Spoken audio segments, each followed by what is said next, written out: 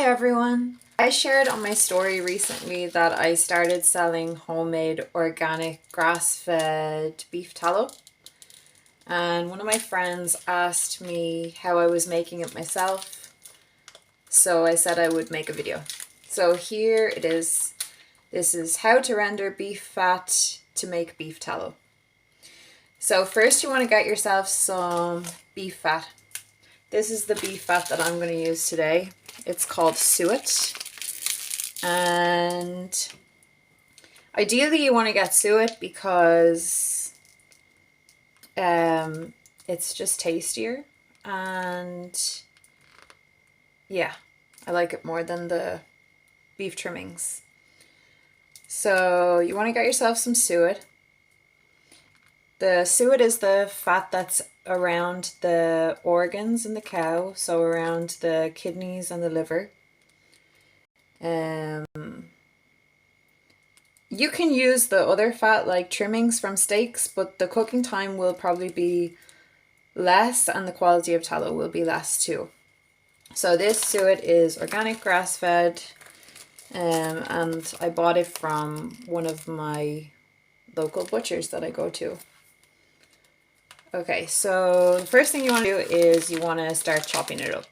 So I'm going to go ahead and do that. So what I'm doing here is I'm just chopping the suet into smaller chunks, and I'm not being too particular about what size the chunks are. I'm just chopping it and putting it into the pot.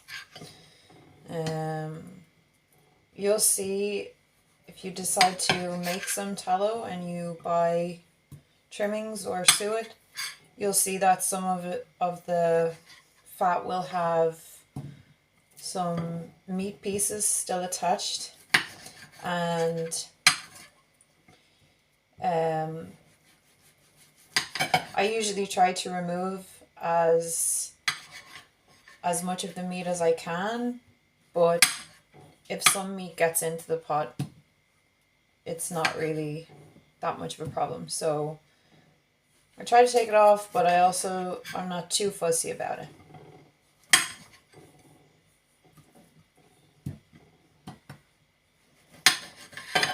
And I'll show you this particular piece of suet here doesn't have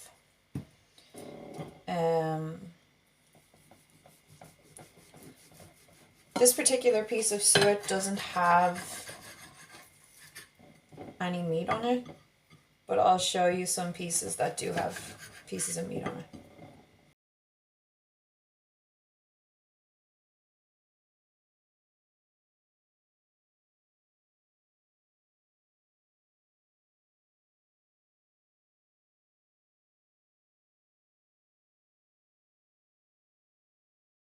So here's a piece of meat on the fat,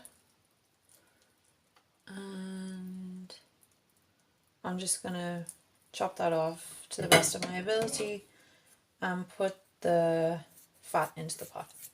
And I'll probably save this meat to use in something else and eat it. It's ready to be put in the oven. I'm going to preheat the oven to about 115 degrees Celsius for 10 minutes. Then I'm going to put it in.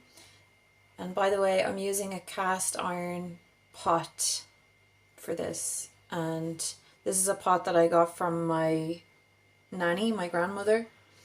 You could probably use a regular oven dish covered with foil or something like that.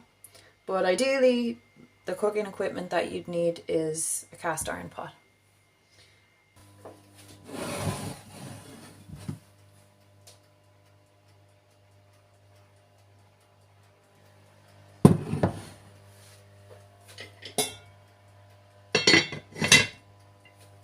This is what it looks like after an hour and a half.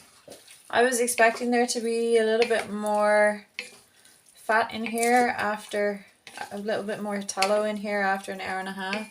You can see it there at the bottom, just below the fat.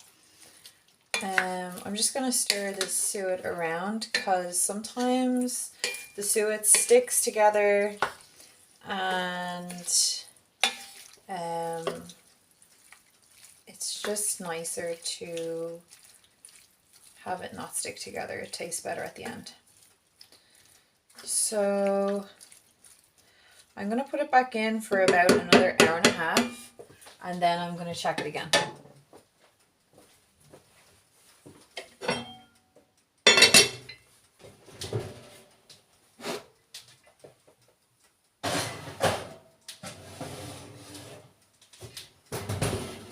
Alright, it's been another hour and a half, so I'm going to take it out and see what it's like.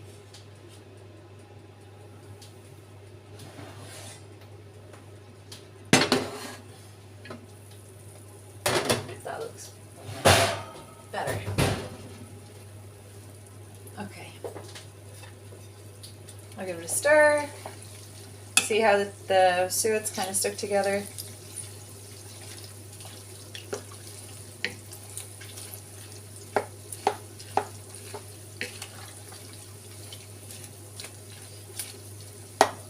Now, I think I could get a little bit more out of this. So, I'm going to put it in for another half an hour, I think. And check it again after that.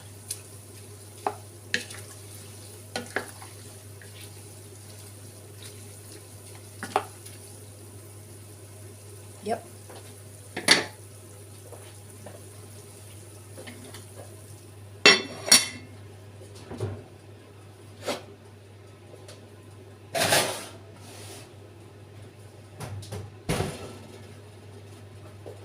So it's been another half an hour, and I'm taking it out, and I'm almost certain that it's going to be done.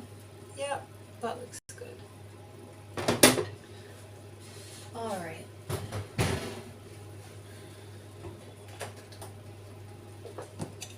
Give it another stir. So the next thing that you want to do is you want to strain out the tallow and separate it from the fat. So for that, you're going to need a few things. Alright, so I have a glass bowl here, and that's what I'm going to strain it into. You can pretty much use any container that you want to strain it in. And normally I use this type of strainer, but the handle fell off, so I can't use this today because it'll just fall in.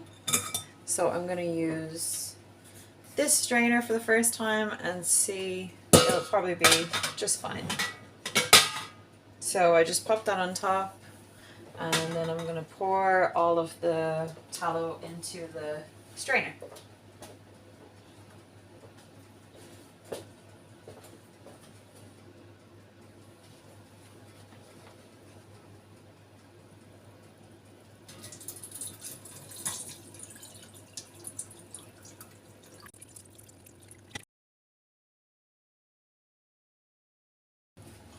So all of my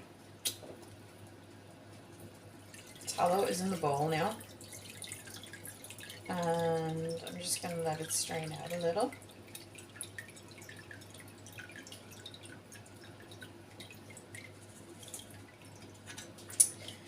You could potentially push it down with a spoon to get extra out, although that is not required.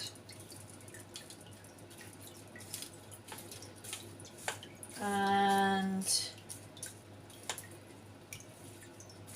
you can use this leftover suet in your meals if you want to. That's what I do with it. You can keep this in the fridge, or you can freeze it as well, and it'll last quite a long time.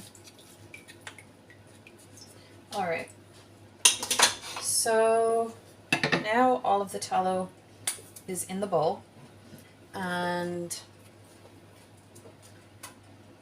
you can either keep it in the bowl or you can transfer it into different jars. I transfer it into different jars, and I use jars like these.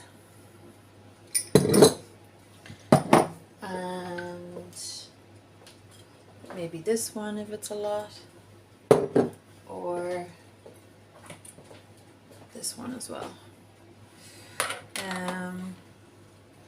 So I'll use this bigger glass jar first, and I will just pour it in really slowly.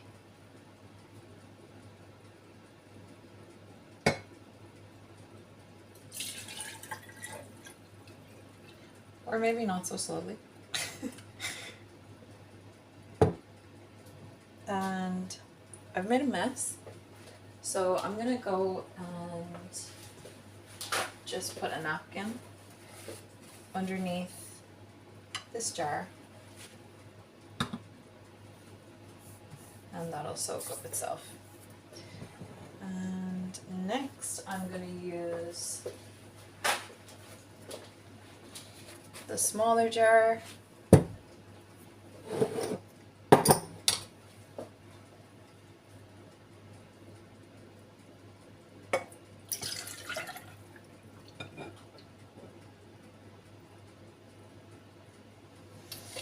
Now what I usually do is I'll leave those to cool down in the jars. You can either store them on the countertop or in a press, or you can store them in the fridge. There'll be different consistencies if you store them at room temperature or you store them in the fridge. I usually store them in the fridge because they last longer, but if you're going to be using it within like 2 months or so, then you can just keep it on the countertop. What I'll do is I will leave one on the countertop and I'll store one in the fridge, and then I'll show you what both of those look like at the end of this video. So these are the 2 jars of tallow. This one I've put in the fridge overnight, and this one I have left on the countertop. So I'll show you what both look like.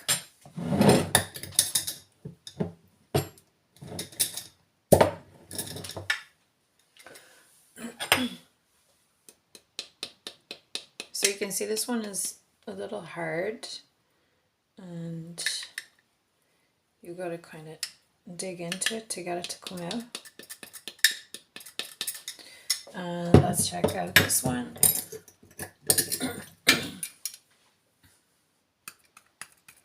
So you can see this one is less hard, and it's more like the consistency of butter.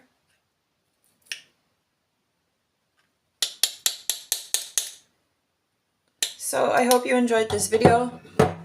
If you like it, you can give it a thumbs up and share it with your friends. And yeah, there you go. How to make beef tallow.